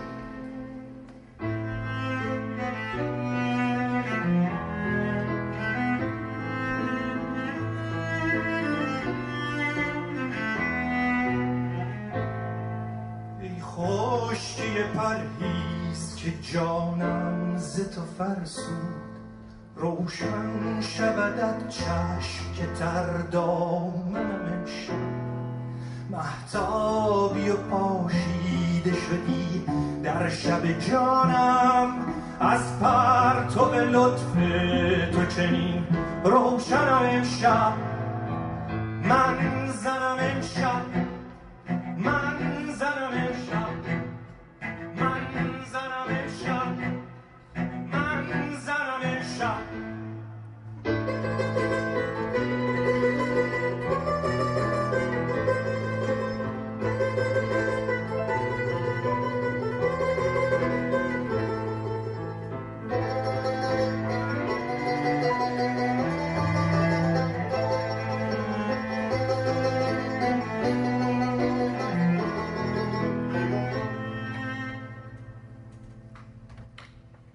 آتش نه آتش نه آتش نه زنی گرمتر از آتشم ای دوست تنها نه به صورت که به معنا زنم امشب من زنم امشب من زنم امشب من زنم امشب من زنم امشب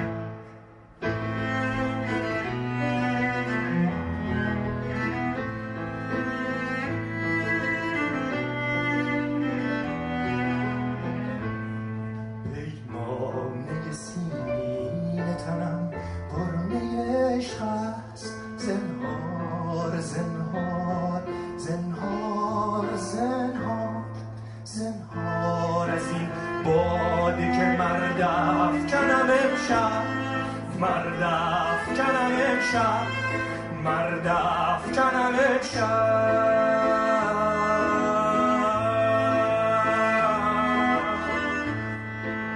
من زنم امشب من زنم امشب من زنم امشب من زنم امشب ای من زنم امشب من زنم امشب من زنم امشب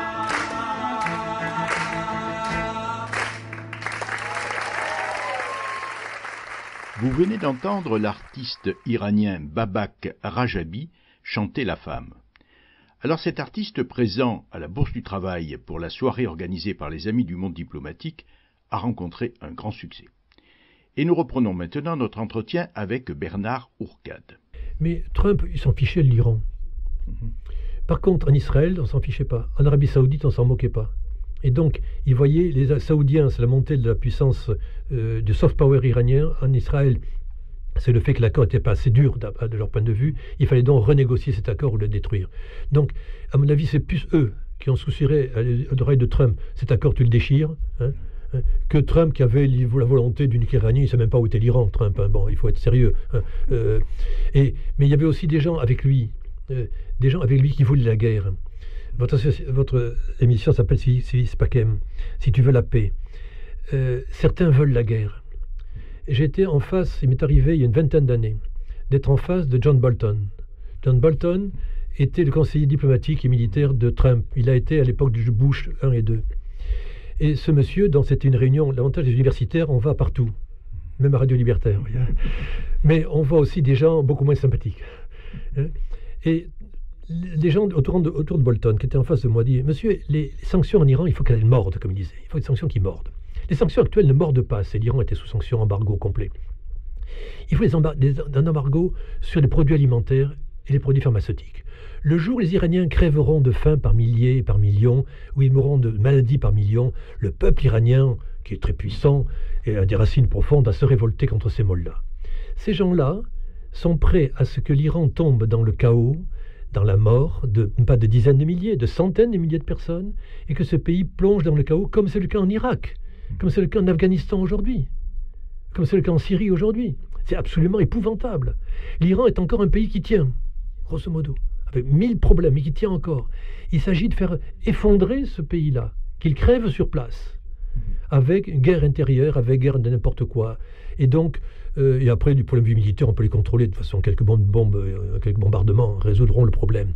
Et donc, c'est un peu épouvantable de voir ce pays extraordinaire qu'est l'Iran avoir des ennemis comme ça. La guerre Irak-Iran a ravagé le pays, a mis en place un régime islamique despotique.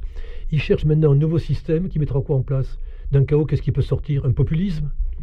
Un général quelconque, un Bonaparte qui va dire c'est moi le chef et va imposer forcément l'islam paternaliste parce que l'islam est une religion et un système de pensée fort en Iran.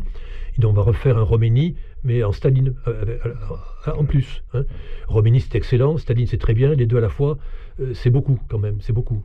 Pol Pot était un excellent chef d'État, mais enfin c'est quand même un peu beaucoup. Et les Iraniens n'ont pas envie d'avoir un Pol Pot au gouvernement. Alors Bernard Ourcade, Donald Trump a été heureusement remplacé par Biden en 2021. Et Biden avait dit qu'il allait reprendre cet accord, qu'il allait y retravailler. Alors est-ce que c'est le cas? Oui, c'est le cas. Parce qu'immédiatement, Donald Trump a mis chargé comme ambassadeur chargé de l'Iran Robert Malley. Robert Malley a été un des principaux, il était ancien directeur de Crisis Group. Crisis Group est un think tank très important qui analyse les questions politiques du monde entier et dont les analyses en général sont assez structurées et pour la paix, pour essayer de trouver des solutions pour résoudre les crises.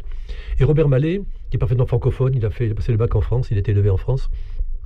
Robert Malley, qui était un des négociateurs, comme jeune diplomate, des accords entre Palestine et Israël, connaît très bien les questions palestiniennes, connaît très bien le Moyen-Orient, a été donc en charge par Biden de trouver des solutions. Et donc, il a commencé à discuter. Mais les Iraniens, vexés et humiliés par le fait qu'on a déchiré un accord sur lequel ils comptaient, disent « je ne veux pas discuter avec ces voyous d'Américains ».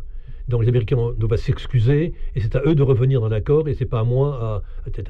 Et donc, susceptibilité américaine et iranienne de côté, qui est plus bête l'un que l'autre, et un concours de la bêtise des deux côtés, a fait que les Iraniens sont retirés de l'accord du point de vue nucléaire progressivement. Donc le nucléaire iranien est contrôlé toujours par la IEA, l'Agence internationale d'énergie atomique, mais ils enrichissent l'uranium régulièrement, qui actuellement, dans des usines souterraines, atteint 60% bientôt d'enrichissement à plusieurs centaines de kilos. L'Iran sera prêt dans quelques semaines d'avoir une quantité d'uranium nécessaire à faire 1 ou 2 bombes atomiques dans un délai extrêmement court. Donc d'un côté, le nucléaire a repris. Les Américains sont bloqués parce que ils ne veulent pas soutenir un régime qui n'est pas très démocratique, et donc des deux côtés c'est bloqué. Mais le danger du nucléaire est là, et cet accord est négocié. Alors cela dit, l'Union européenne a joué un très grand rôle là-dedans. L'Union européenne a été dès le départ le noyau, le secrétaire général qui faisait les allers-retours dans l'accord 2015.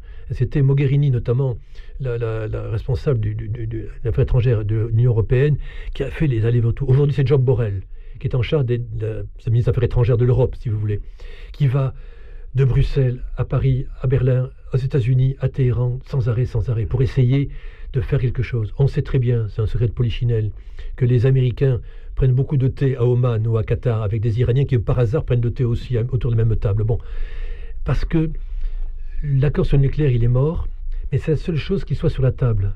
C'est la seule chose autour de laquelle on peut discuter pour dire qu'est-ce qu'on fait.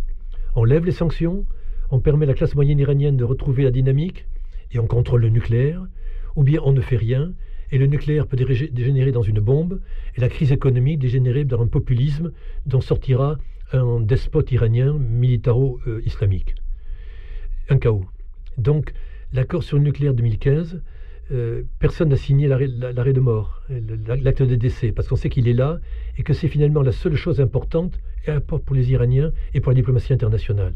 Mais comment le faire revivre, c'est extrêmement difficile. Alors, vous écrivez, Bernard Ourcade, la France doit ouvrir les portes à l'Iran. Et, bon, nous, ce qu'on a constaté, c'est une information qui a été donnée dans le Figaro.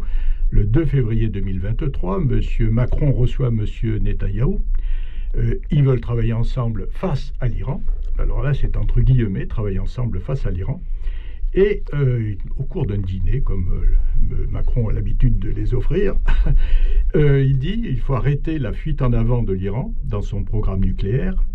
Et il avertit l'Iran qu'une poursuite sur cette trajectoire ne resterait pas sans conséquence, selon un communiqué de la présidence française. Alors, c'est toujours un peu le discours de la France, de menacer plutôt que d'essayer de discuter. Alors, il y a eu deux choses. On sait que sur le nucléaire iranien, le bouquin de Nicolot le montre, comment un certain nombre de diplomates français très haut gradés sont viscéralement anti-iraniens, anti-islamiques. Ils considèrent l'Iran vraiment comme le diable, comme une menace existentielle pour tout, pour l'Israël, mais pour le monde entier. Et donc, disant que de ce pays ne peut rien sortir. Et sont ainsi très pro-saoudiens, essentiellement, et pensant qu'un régime, finalement, autoritaire est la meilleure des choses, et craignant justement le fait qu'en Iran, ça bouge beaucoup en Iran, et c'est pas contrôlable. Bon. Et donc, il y a un peu ces deux tendances. Mais le nucléaire, les Iraniens, les Français le savent très bien, est un danger. Parce qu'il y a en Iran des gens qui veulent effectivement avoir la bombe atomique. Le Shah la voulait. Hein. La République islamique n'a fait que continuer la politique du Shah, sans rien changer au calendrier, et sans accélérer par rapport à ce que aurait voulu le Shah. On est aujourd'hui au fait que l'Iran est sur le seuil nucléaire. C'est-à-dire, l'Iran a la technologie, même si l'Iran n'a plus d'uranium enrichi, il a la technologie, comment faire une bombe atomique. Ils ont maintenant le matériel pour le faire, et leurs ingénieurs il leur faut encore 1 an ou 2 pour faire une vraie bombe et la mettre sur un missile. Mais c'est un travail de 1 an ou 2. Dès quand on a l'uranium enrichi, ça suffit. Il y a un vrai danger, un vrai risque. Et on comprend le président Macron qui dise il ne faut pas que ça continue à déraper. Oui, monsieur le président, vous avez entièrement raison. Et Israël a raison de dire il ne faut pas que le nucléaire iranien dérape. Il y a une solution pour ça. C'est de revitaliser l'accord de 2015. Que les Iraniens veulent absolument retrouver, sans aucun problème. Mais les sanctions ont été imposées depuis 2018. Nous sommes en 2023 aujourd'hui. Donc l'économie iranienne est ruinée. Et les Iraniens disent il faut lever les sanctions et m'indemniser pour tout le mal qui a été fait. Ils ont dit pas question de donner à ce régime de l'argent aux mollahs. Aux mollahs, oui. Aux corrompus, oui. Mais aux populations iraniennes aussi. On sait qu'aujourd'hui, tout l'argent de la corruption va dans les poches du régime. Il n'y a pas d'argent. Il y a peu d'argent, très peu d'argent pour les hôpitaux, pour l'éducation, les infrastructures. Donc, s'il y avait au contraire de l'argent, les voleurs voleraient, ça c'est hélas le sort de beaucoup de pays de ce genre-là, mais la population en tirerait bénéfice, et surtout la classe moyenne, qui aujourd'hui est stérilisée, écrasée par la crise économique, qui ne fait qu'ils sont au chômage, ils n'ont plus rien, ils n'ont aucun espoir. Si je retrouve mon poste d'ingénieur, je peux enfin travailler, payer ma maison, ma voiture, vivre normalement, prendre des vacances, payer les études de mes enfants, et je pourrais penser au problème de liberté, du tchador, etc., et soutenir le combat. Mais pour l'instant, je vivote, j'ai autre chose à penser que la liberté et la démocratie. Et donc effectivement, le nucléaire, c'est la clé de tout le système. Et aujourd'hui, quand Macron dit il faut arrêter cela, il a entièrement raison. Mais monsieur le président, il faudrait aussi voir avec des Iraniens qu'est-ce qu'on peut faire sur l'accord sur le nucléaire. Et on sait que Netanyahou, lui, il a une perspective différente. Il dit, il a commencé à le faire il y a 8 jours, en envoyant des drones sur des installations militaires iraniennes pour voir comment ça marchait. Hein. Et maintenant, prochaine étape, c'est d'envoyer des drones plus solides sur des installations nucléaires iraniennes pour, non pas arrêter le programme nucléaire iranien, pour le détruire, pour l'embêter. Mais que pensez-vous qui se passe dans un pays aussi nationaliste que l'Iran, attaqué par Israël, grande puissance nucléaire, qui a la bombe, qui fait la guerre à un pays qui ne lui a rien demandé, à froid, sur un pays qui n'a pas de bombe atomique, et qui, en principe, affiche un programme uniquement civil. C'est faux, on le sait, mais officiellement, c'est ça.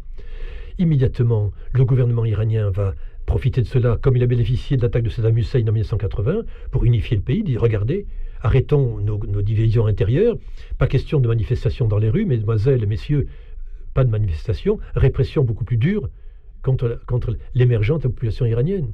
Sans compter que si Israël attaque sur le nucléaire, c'est une motivation déterminante pour que ceux qui sont partisans du nucléaire, de la bombe atomique en Iran, disent, voyez, la bombe, il la faut.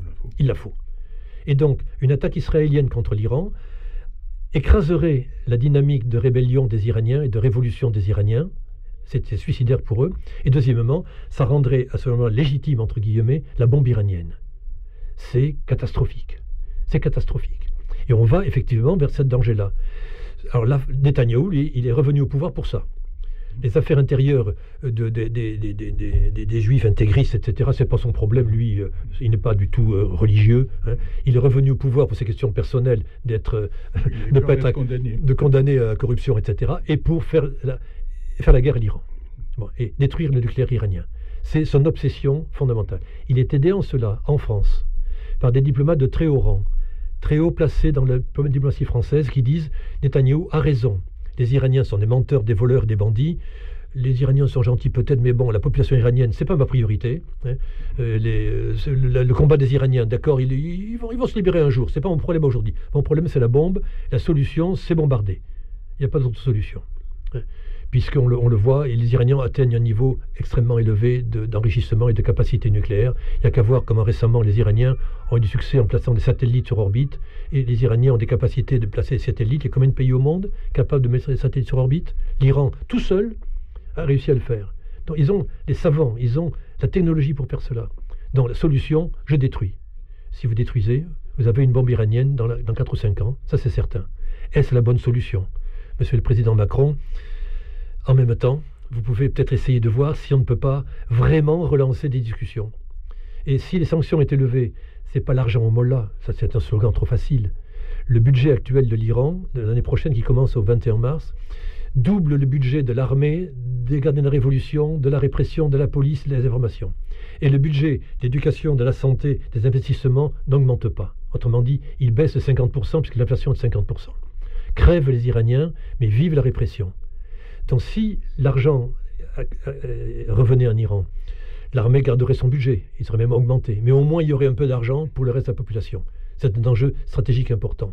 La clé de l'avenir de la révolution iranienne réside actuellement dans l'arrêt du programme nucléaire iranien. Il faut l'arrêter par une négociation, comme Niccolo l'avait fait en 2003, et Villepin et les autres jusqu'en 2015. Et comme même Roland Fabius a fini par le signer en 2015. Oui, parce que Roland Fabius, il a une attitude un peu curieuse. Hein. À un moment donné, il ne s'était pas fait que des amis en Iran, avec ses remarques lorsqu'il y avait des réunions. Bon, mais alors, justement, Bernard Ourcade, vous confirmez quelque chose qui est que finalement, ce pays, personne ne le connaît vraiment.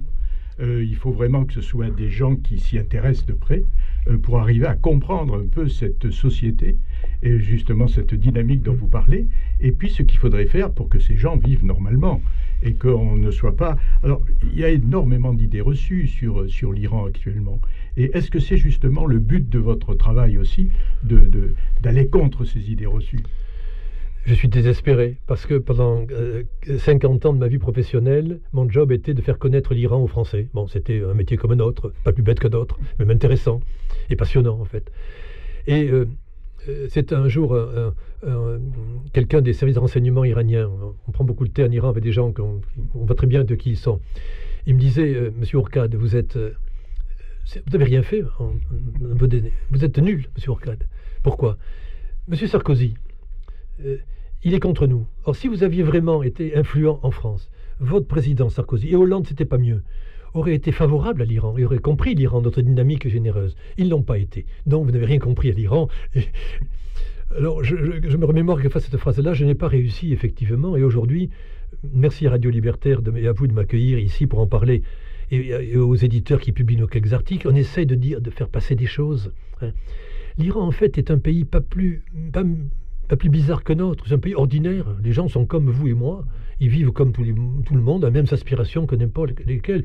Et en Birmanie, au Soudan, en Éthiopie ou au Guatemala, les gens ont fondamentalement la même envie de vivre. Bon, chacun a sa culture, sa langue, sa façon de parler ou de danser, mais fondamentalement, c'est la même chose. L'Iran a des particularités, c'est évident, mais elles ne sont pas plus diabolisées que d'autres. Le problème, c'est qu'un certain nombre de gens sont restés un peu à la guerre froide. Et avec le regain de la guerre en Ukraine, disent la guerre froide est reparti avec une autre déclinaison, notre grammaire. Et donc, fondamentalement, l'Iran est un pays qui sera allié des bolcheviks. Non, comment on dit? De la Russie, c'est ça maintenant, on dit Russie, on ne dit plus URSS. Mais c'est pareil, c'est pareil. Et l'Iran est... Bref, l'Iran, achéménide, au 5e siècle avant Jésus-Christ, était jusqu'en Égypte et en Palestine. Donc l'Iran a une vision impérialiste. Mon maître Xavier de Planol, géographe, a montré que l'Iran était nationaliste, hyper nationaliste, atrocement nationaliste, pire qu'un Français ou qu'un Chinois. Mais ils ne sont pas impérialistes. L'Iran sont sur leur plateau iranien, à 1000 mètres d'altitude. Ils ont une langue, une civilisation, une société qu'ils défendent bec et ongle. Et ils contrôlent les pays voisins qui ne veulent pas, qui veulent amis, du Caucase, d'Azerbaïdjan, d'Afghanistan, du Golfe Persique ou de Mésopotamie. Ils veulent avoir des pays amis autour et ils font le nécessaire militairement quelquefois pour les contrôler. Mais à l'extérieur, ils n'ont jamais pu s'imposer. La culture iranienne, la politique iranienne ne s'est jamais installée en colonisateur à l'extérieur parce qu'ils sont iraniens. Aujourd'hui, en Syrie, qu'est-ce qui s'est passé? Les Iraniens sont allés aider Bachar el-Assad. Ils parlent persan, les Iraniens. L'armée iranienne est incapable d'agir sur le terrain. Ils en ont fait venir les Arabes du Hezbollah, libanais, pour agir à leur place comme mercenaires, parce que les Iraniens ne sont pas fichus de coloniser un pays arabe. Ce n'est pas leur truc. Et donc, mais on a l'image d'un pays qui va faire alliance avec l'URSS, dans un pays qui ne va pas tomber dans l'escarcelle de la Russie ou de l'URSS, avec un schéma qui date des années 1950, 60, 70.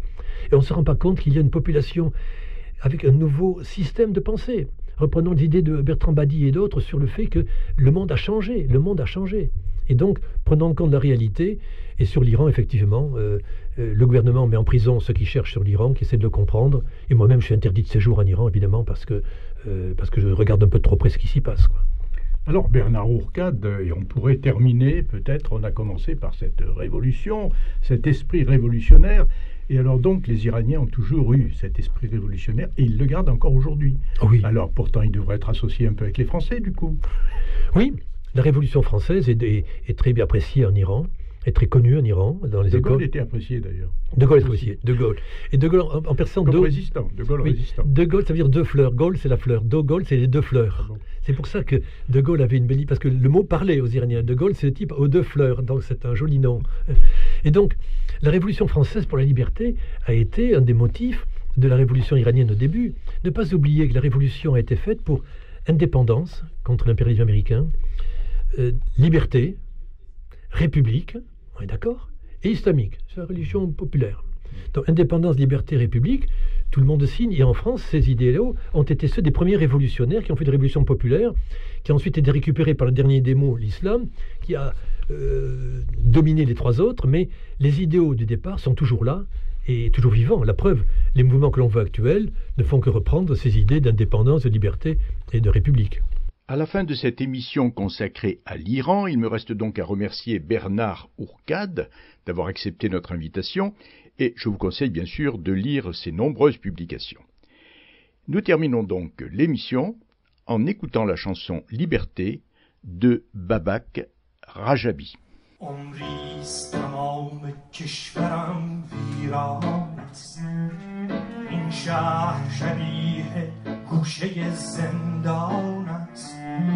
یک روز بزرگ میرسد میشکند بغضی که درون سینه ایران است زن زندگی آزادی زن زندگی آزادی زن زندگی آزادی زن زندگی آزادی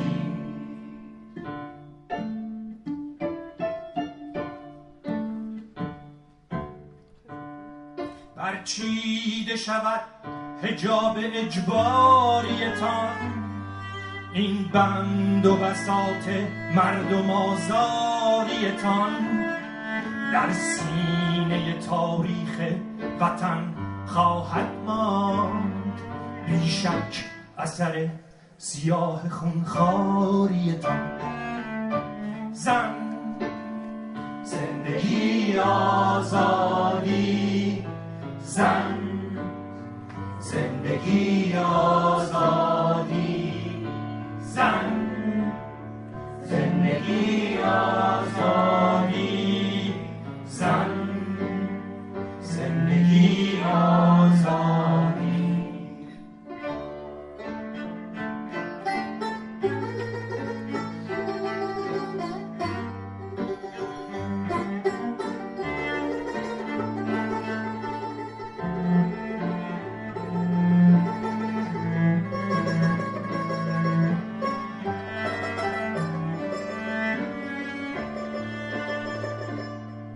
من آمدم که تا کنارت بزنم، آتش به تمام کار و بارت بزنم. این بار اگر به موی من گیر دهی، با موی بلند خویش دارم.